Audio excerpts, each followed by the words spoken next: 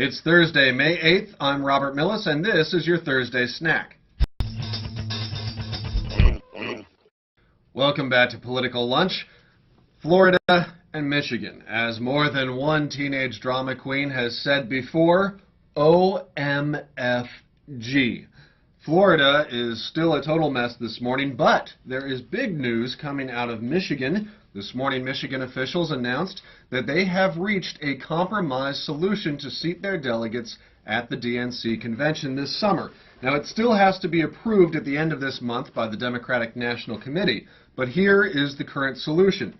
Hillary Clinton would receive 69 pledged delegates, Barack Obama would receive 59, and they put 29 superdelegates back in play. Now, as Michigan Democratic National Committee member Debbie Dingell told MSNBC this morning, everybody's in a rush to get this done. She'd like to see the election play out since there are only 6 weeks left, and she expects that voters will benefit by having a chance to meet the candidates in their own states. Now, of course, this may sound like a Clinton campaign talking point, and that's probably because this woman has publicly endorsed Clinton in the past. However, she did stress that this is a compromise solution, and by the look of things this morning, it's not really making anybody especially happy, but at least it is a move forward.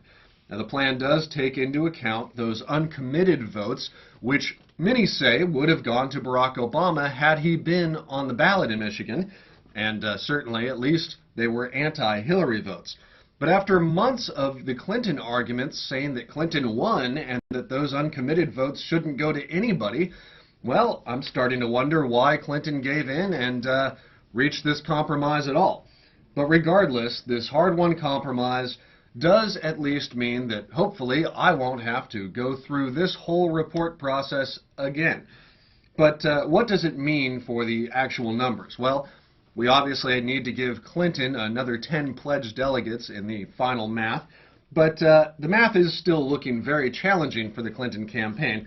To get a good look at what both candidates are facing during this final stretch, visit the New York Times website and check out their delegate calculator. This is probably the best tool I've seen to really understand the odds for both candidates. And it demonstrates why Clinton isn't throwing in the towel yet. If Clinton were, on average, to win the last 6 contests with about 54% of the vote, she would also need to win 75% of the remaining superdelegates. Now, if she did win those states with 54%, well, it might not be very hard for her to win over 3/4 of the remaining supers. Meanwhile, if Barack Obama were to win those states with 54%, well, he would only need to convince 18% of the remaining superdelegates to come to his side. Now, obviously, if the Michigan deal does work out and the DNC approves it at the end of this month, that does change the math on this calculator a little bit.